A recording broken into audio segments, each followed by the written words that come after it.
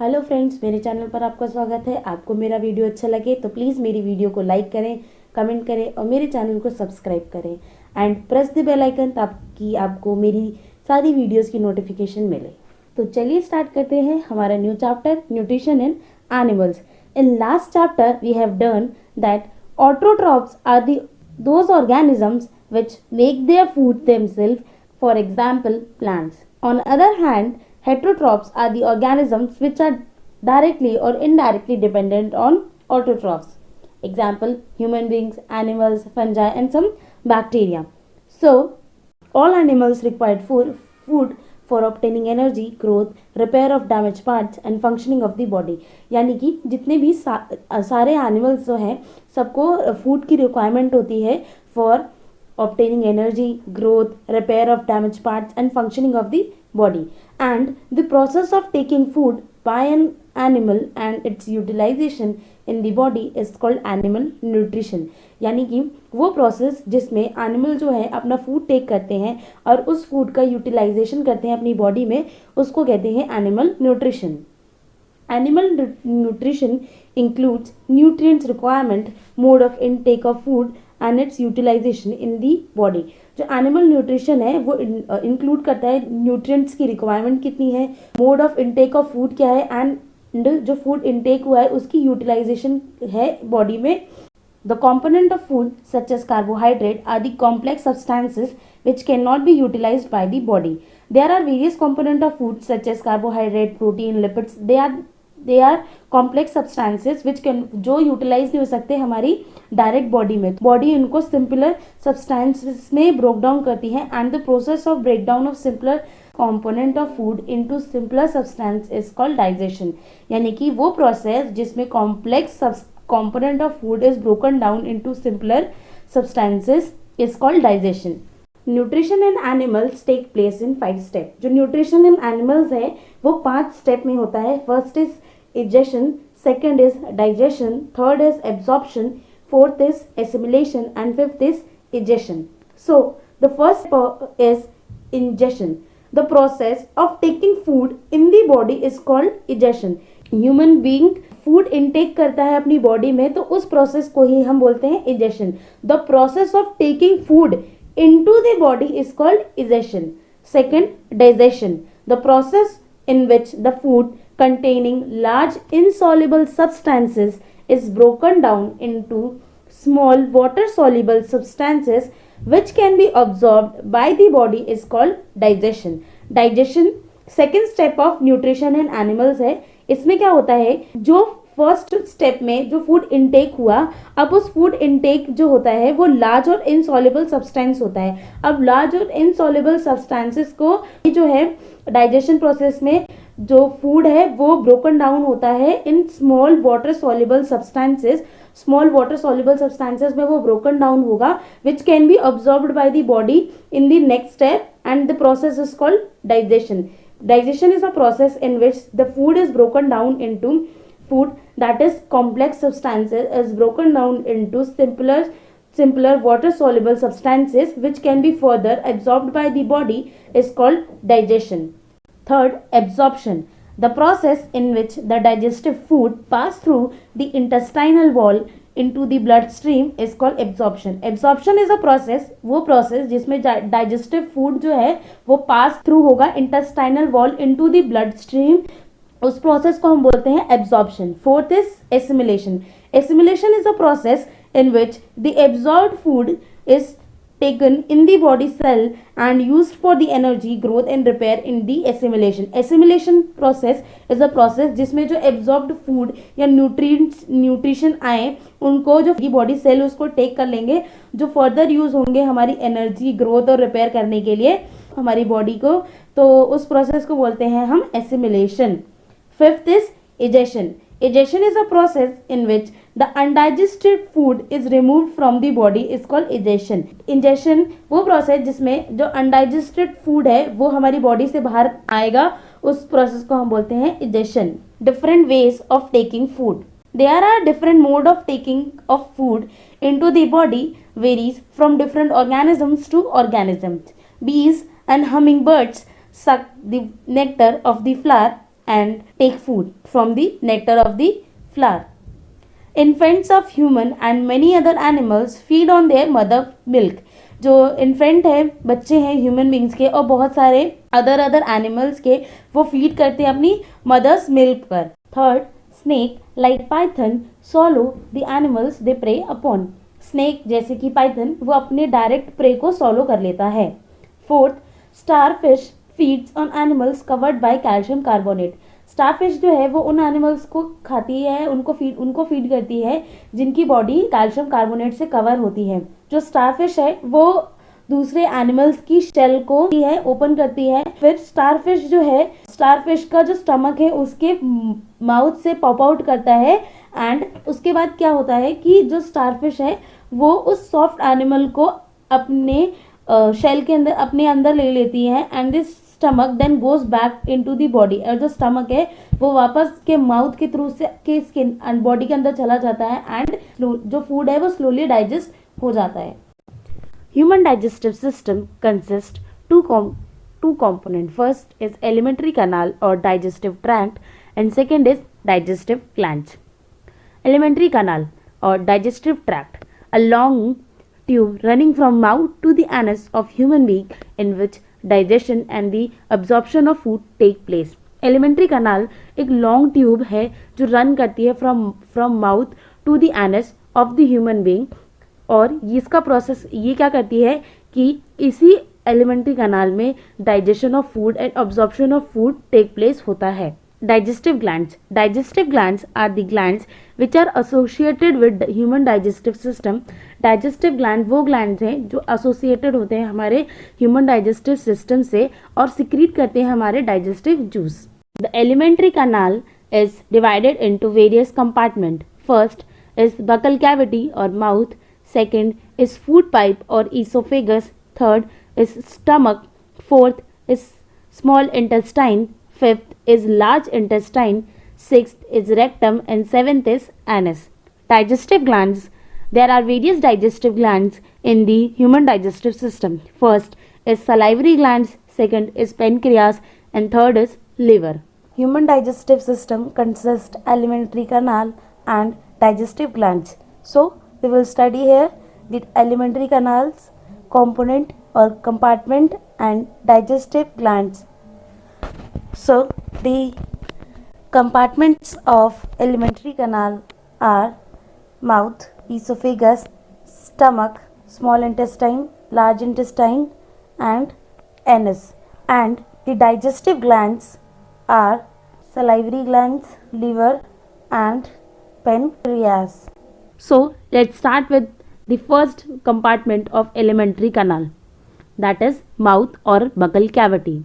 The food is taken into the body through the mouth. जो food है वो body में आता है through the mouth and the process of intake of food into the body is called digestion. The process of intake of food is called digestion. यानी कि जो process है जिसमें food body intake करते हैं, body में intake करते हैं, उसको हम क्या बोलते हैं? Digestion. Mouth contain teeth, tongue and salivary glands. Mouth के 3 कंपोनेंट हैं. First is teeth, second is tongue and third is salivary glands. The teeth cut the food into small pieces, chew and grind it. जो teeth है वो food को cut करेगा, small pieces में chew करेगा और उसे ग्राइंड करेगा. The types of teeth and their functions. First incisor which help in cutting the food. Second canines which help in tearing the food. Third is premolar which help in crushing and tearing the food, and fourth molars which help in chewing and grinding the food. Salivary glands secrete watery liquid called saliva. Salivary glands जो है वो एक watery liquid secrete करते हैं जिसे saliva कहते हैं. The tongue help in mixing saliva with food. जो tongue है वो help करती है mix करने के लिए saliva को food से. And the saliva is a digestive juice which help to digest the starch present in the food partially. जो सलाइवा है वो एक जूस है जो हेल्प करता है जो फूड में जो स्टार्च प्रेजेंट है उसको पार्शियली डाइजेस्ट करने में. The slightly digested food is swallowed by the tongue and goes down into the oesophagus और फूड पाइप. जो स्लाइटली डाइजेस्टेड फूड है वो सॉलो कर लेगी हमारी टंग और उसको भेजेगी हमारे ईसोफेगस और फूड पाइप में. सेकेंड, ईसोफेगस और food pipe. Oesophagus is a tube which connect mouth to the stomach. Oesophagus एक ट्यूब है जो हमारे माउथ को हमारे स्टमक से कनेक्ट करता है। It runs along the neck and chest, जो ये रन करती है along neck and the chest. Oesophagus carry slightly digested food from the mouth to the stomach through a wave like movement which pushes the food downwards towards stomach. Oesophagus जो है वो हमारी slightly digested food carry करता है from mouth to the stomach through the wave like movement. एक wave like movement होती है जो पुश करती है फूड को downward towards the stomach. Stomach is J shaped thick wall bag present on the left side of abdomen. Stomach जो है वो जे शेप्ड का होता है और थिक वॉल्ड बैग प्रेजेंट होता है हमारी left side of the abdomen में। It is the widest part of the alimentary canal. जो स्टमक है वो वाइडेस्ट पार्ट है हमारे एलिमेंट्री कनाल का। In stomach the food is churned for about 3 hours. जो स्टमक में हमारा जो पार्शली डाइजेस्टेड फूड होता है वो चर्न होता है about 3 hours. During this time, इस पीरियड ऑफ टाइम में the food is broken down into smaller pieces and make semi solid liquid paste. During इस प्रोसेस के अंडर जो फूड है वो ब्रोकन डाउन होता है स्मॉलर पीसेस में और एक सेमी सॉलिड लिक्विड पेस्ट में कन्वर्ट हो जाता है। The inner lining of stomach secrete mucus, HCl and digestive juices. The inner line यानी कि इनर लेयर ऑफ स्टमक जो है वो सिक्रेट करती है mucus, hydrochloric acid and the digestive juice. The function of mucus is mucus protects the lining of the stomach. जो mucus है वो प्रोटेक्ट करता है inner lining of the stomach को। Second, hydrochloric acid.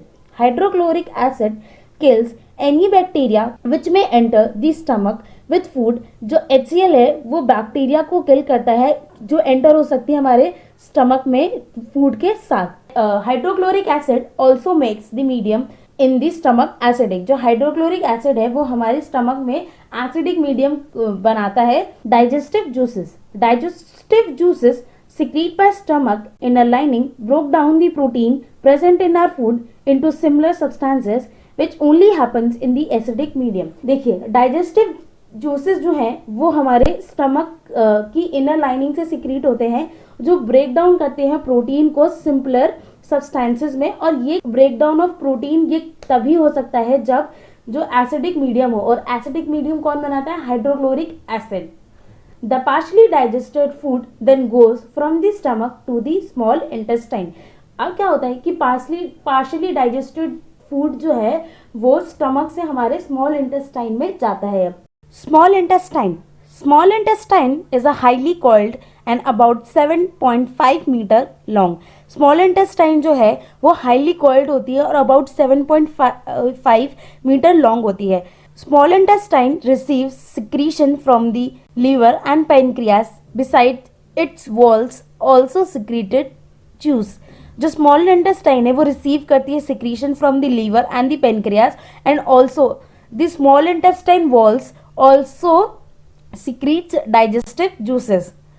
Liver is a reddish brown color gland situated in the upper part of the abdomen on the right side। जो liver है वो एक reddish brown color gland है जो situated हमारे upper part of the abdomen on the right side।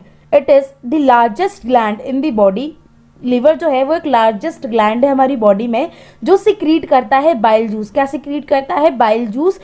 और ये bile juice जो है वो स्टोर होता है कहाँ पर? एक सैक में जिसको हम बोलते हैं गॉल ब्लैडर। तो लिवर का फंक्शन क्या है कि लिवर जो है वो सिक्रीट करता है बाइल जूस जो स्टोर होता है हमारी सैक में, and the sac is called gall bladder.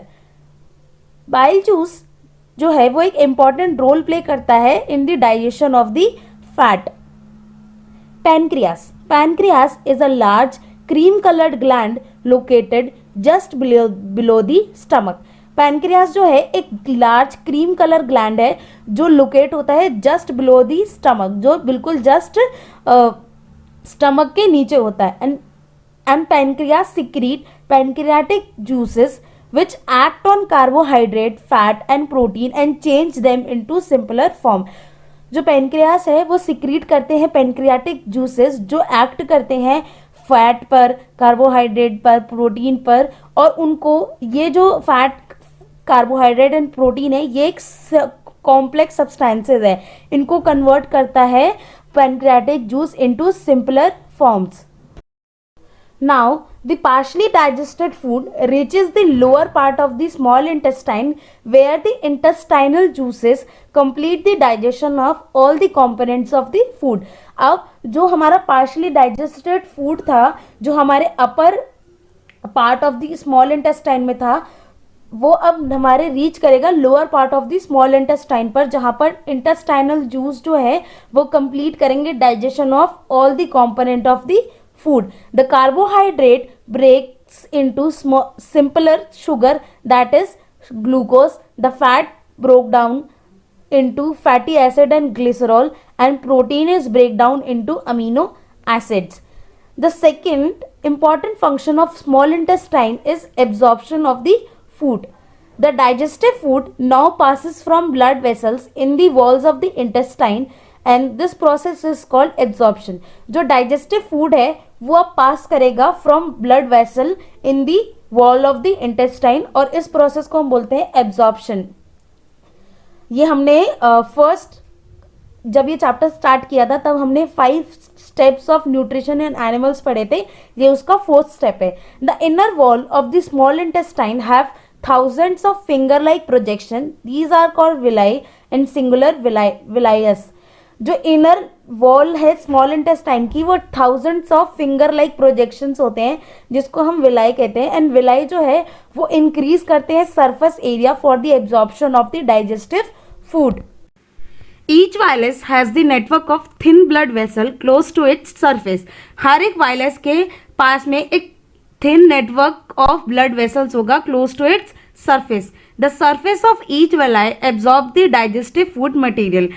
जो सरफेस होगा विलाई का वो एब्जॉर्ब करेगा डाइजेस्टिव फूड मटेरियल. अब जो एब्जॉर्ब्ड सब्सटेंसेस होंगे वो ट्रांसपोर्ट होंगे via blood vessel to the different organs of the body. जो एब्जॉर्ब सब्सटेंसेस है वो ट्रांसपोर्ट हो रहे हैं via blood vessel to the different organs of the body where they are used. अब वहाँ पर वो जो एब्जॉर्ब सब्सटेंसेस है वो यूज होंगे to build complex substances such as protein which is required by our body, and this process is called assimilation. The food that remains undigested and unabsorbed enters the large intestine.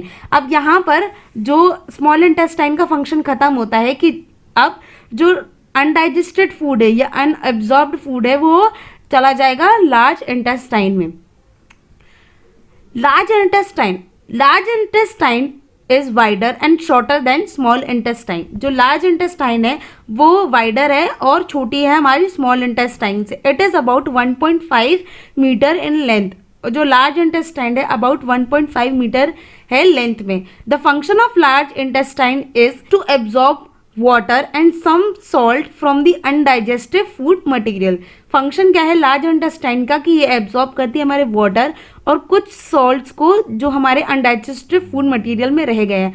And the remaining food waste, अब जो remaining food waste है ना वो pass होगा into the rectum and remain stored in the form of semi solid faeces. अब ये जो remaining food जो था वो पास होगा रेक्टम में और वो रहेगा रिमेन करेगा वहाँ पर as a semi solid faeces में. And the faecal matter is removed through the anus from time to time and this process is called egestion. अब जो ये फेशियल मैटर है ये रिमूव होगा थ्रू द एनस के थ्रू टाइम टू टाइम में and this process is called egestion. And egestion is the last step जहाँ पर हमारा ह्यूमन डाइजेस्टिव सिस्टम खत्म होता है. डाइजेशन इन ग्रास ईटिंग एनिमल्स और digestion in ruminants. Human can not digest the cellulose present in the food as human digestive system lacks cellulose digestive enzyme. देखिए जो human है वो सेल्यूलोज को डाइजेस्ट नहीं कर सकता उनके जो फूड में प्रेजेंट होता है क्योंकि ह्यूमन डाइजेस्टिव सिस्टम के पास सेल्यूलोज डाइजेस्टिव एंजाइम्स नहीं होते हैं. अब आप बात करते हैं रूमिनेंट्स की. रूमिनेंट्स क्या होते हैं? The cellulose carbohydrate present in grass can be digested by the action of certain bacteria which is only present into the stomach of animals are called ruminants like cattle, cow, buffalo, goat, sheep, etc. ruminants क्या होते हैं? Cellulose carbohydrate जो है वो grass में present होता है। ये जो सेलुलोज है ये कार्बोहाइड्रेट है, बहुत ही कॉम्प्लेक्स कार्बोहाइड्रेट होता है जो डाइजेस्ट ह्यूमन बॉडी नहीं कर पाती है। और सेलुलोज सिर्फ जो डाइजेस्ट होते हैं by the action of certain bacteria, और ये जो बैक्टीरिया है ये सिर्फ ग्रास ईटिंग एनिमल्स में मिलते हैं और उन एनिमल्स को रूमिनेंट्स कहते हैं। एग्जाम्पल है cow, buffalo, goat, sheep. The stomach of cow is large and consist 4 compartment और चैम्बर। जो स्टमक है काउ का वो बहुत बड़ा और उसके 4 कंपार्टमेंट होते हैं। First is Roman, second is reticulum, third is omasum and fourth is obesum. ये इसके 4 कंपार्टमेंट है स्टमक के। अभी हम देखते हैं चारों कंपार्टमेंट डायग्राम में। The 4 compartment of stomach are first rumen. Rumen is the biggest part of the stomach in cow. Second is reticulum. Third is omasum and fourth is abomasum. So let's start. When a cow eat grass as a food while grazing, it does not chew it completely. Cow है जो grass खाती है grazing करने के time पे, तो वो चुई नहीं करती है पूरा, उसे कम्प्लीटली चुई नहीं करती है। काउ जल्दी से उस ग्रास को सॉलो कर लेती है, थोड़ा सा चुई करती है और उसे स्टोर कर लेती है अपने रूमन में। The Roman contain cellulose digestive bacteria. जो रूमन है first compartment of the stomach of the cow, cellulose digestive और वो बैक्टीरिया प्रेजेंट होते हैं रूमन में, और वहां पर स्टार्ट होता है digestion of cellulose present in the grass food. Then the grass is partially digested in rumen. जो ग्रास होती है वो पार्शली डाइजेस्ट हो जाती है रूमन में, और पार्शली डाइजेस्टेड फूड जो है वो रूमन में एज अ कड की फॉर्म में रहता है। कैसी फॉर्म में? Partially digested food in rumen of the cow is called cud की फॉर्म में रहता है। And after some time when the cow is resting, कुछ देर बाद जब काउ रेस्ट करती है तो जो कड होता है वो वापस माउथ में वापस आता है, और काउ के और स्मॉल अमाउंट में आता है और टाइम आता है, हर एक थोड़े थोड़े इंटरवल में आता है। ये जो कड होता है जो काउ होती है उसको थॉरली चू करती है माउथ में, और फिर से उसको दोबारा सॉलो कर लेती है सेकेंड टाइम। जो कड है फिर वो पास होता है फर्स्ट 2 चैम्बर्स में और फिर एंटर करता है थर्ड चैम्बर में जिसका नाम है ओमेसम। ओमेसम वो कंपार्टमेंट है, third compartment of the stomach of the cow है, जहाँ पर फूड ब्रेक डाउन होता है और भी सिंपलर पीसेस में, और फाइनली ओमेसम से फूड ट्रैवल करके fourth chamber of the stomach of the cow abomasum में जाता है। In abomasum the enzymes act upon the food. Abomasum में जो एंजाइम है वो एक्ट करते हैं फूड के ऊपर और डाइजेशन कंप्लीट होता है in the stomach. After the digestive food is sent, जब वो फिर डाइजेस्टिव फूड होता है वो सेंड किया जाता है स्मॉल इंटेस्टाइन में, और जहाँ पर जितने भी न्यूट्रिएंट्स है वो एब्जॉर्ब हो जाते हैं। Digestion in amoeba. Amoeba is a simple and unicellular organism which is found at the bottom of the freshwater. It contains jelly-like cytoplasm with a clear nucleus. जो अमीबा है वो एक सिंपल और एक यूनिसेलुलर ऑर्गेनिज्म है। Unicellular मतलब single cell organism है जो फाउंड होता है, जो मिलता है हमें bottom of the fresh water में, और अमीबा के पास एक जेली लाइक साइटोप्लाज्म होता है और एक क्लियर न्यूक्लियस होता है। सिंस अमीबा इज यूनिसेलुलर, यानी कि जो अमीबा है वो सिंगल सेल से है, तो इसका मतलब ये है कि जितने भी सेल के जो भी फंक्शंस होंगे वो सिर्फ सिंगल सेल परफॉर्म करेगा। कौन कौन से फंक्शन हो सकते हैं? डाइजेशन, रेस्पिरेशन, रिप्रोडक्शन, ये सारे। The mode of nutrition in amoeba is holozoic, यानी कि जो मोड ऑफ न्यूट्रिशन है अमीबा में वो होलोजोइक है। होलोजोइक का मतलब क्या होता है? Holo means world and zoic means engulf, मतलब होल बॉडी को इनगल्फ कर लेता है। होलोजोइक का मतलब है कि वो अमीबा जो है वो पूरे सॉलिड फूड को इनगल्फ कर लेता है, अपने अंदर ले लेता है। The digestion in amoeba is intracellular, it means the digestion take place in the cell. जो डाइजेशन है अमीबा में वो इंट्रासेलुलर है, मतलब, और इसका मतलब ये हुआ कि डाइजेशन जो है वो सेल के अंदर ही हो रहा है। Since the mode of nutrition of amoeba is holozoic, तो उसके 5 स्टेप्स हैं। First ingestion, second digestion, third absorption, fourth assimilation and fifth is egestion. Ingestion is the process by which the amoeba takes in food. यानी कि वो process है जिसमें amoeba जो होता है वो फूड को टेक करता है बाहर की वर्ल्ड से। This is done by temporary finger like projection call pseudopodia. ये जो फूड है वो कैसे लेता है अमीबा? फिंगर लाइक प्रोजेक्शन यानी कि फॉल्स फीड निकालता है, जिसको सूडोपोडिया बोलते हैं, around the food particle. Food के पार्टिकल के अराउंड देख सकते हैं आप, देखो सूडोपोडिया निकाला हुआ है, ये देखिए ये सूडोपोडिया।